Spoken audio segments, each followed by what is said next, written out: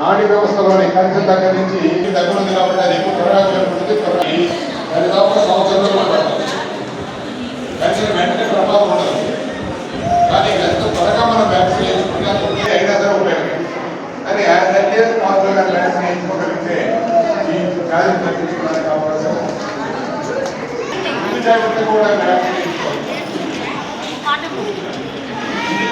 America ఎదురు పెడతారనుకోండి వాళ్ళ తొమ్మిది మంది వస్తే తెలియదు ఏం పిల్లలు వాడికి ఇవ్వాలి కాబట్టి వాళ్ళు ఉంటే ఆ తక్కువ వచ్చే అవకాశం లేదు. అప్పుడు జరిగినా సరే రెడ్ క్రాస్ తర్వాత ఇక్కడుండే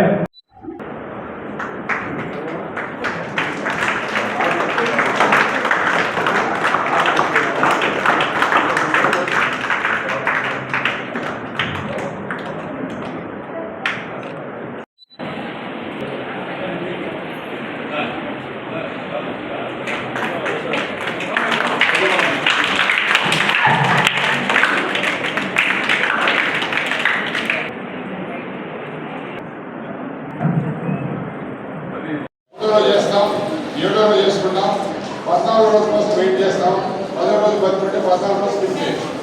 డాక్టర్ అక్కర్లేదు. ఇప్పుడు వేయించుకున్నటువంటి వ్యాక్సిన్ ఇంకా 2 అంటే వ్యాక్సిన్ అందుబాటులో ఉంది.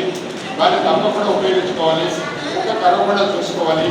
కలిసినప్పుడు ఈరోజు చాలా ముఖ్యమైన రోజు రెడ్ క్రాస్కి. ఏంటంటే ఈరోజు వరల్డ్ ర్యాబిస్ డే అని చెప్పని ఈరోజు దానికి అంటారు. ఈ ప్రపంచవ్యాప్తంగా ఈరోజు ఈ ర్యాబిస్ గురించి ర్యాబిస్ వ్యాధిని గురించి ఈరోజు అందరూ ఒక పండుగలాగా జరుపుకుంటారు. ఎందుకంటే ఒక విధంగా చెప్పాలంటే ఆయన మరణించిన రోజు ఇది కనిపెట్టినటువంటి ఆయన లూయిస్ పాస్చర్ అని చెప్పని ఫ్రెంచ్ సైంటిస్ట్.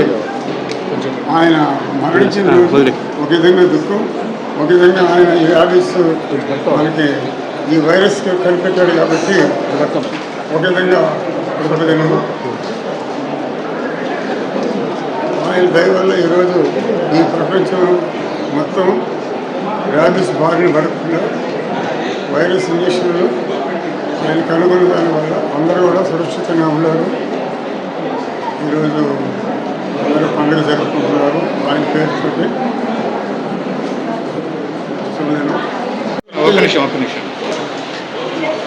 ర్యాబిస్ అంటే ఏం లేదండి, ఇప్పుడు మన కుక్క కాటుకి గురైనటువంటి వాళ్ళని ర్యాబిస్ వ్యాధి వస్తుంది.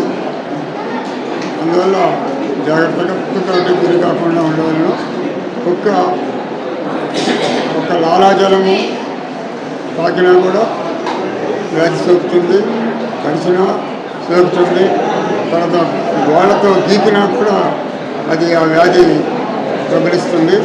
అందువల్ల ఆ కుక్కలతో మాత్రం చాలా జాగ్రత్తగా పిల్లలు కానీ పెద్దలు కానీ అందరూ చాలా జాగ్రత్తగా ఉండవాలి.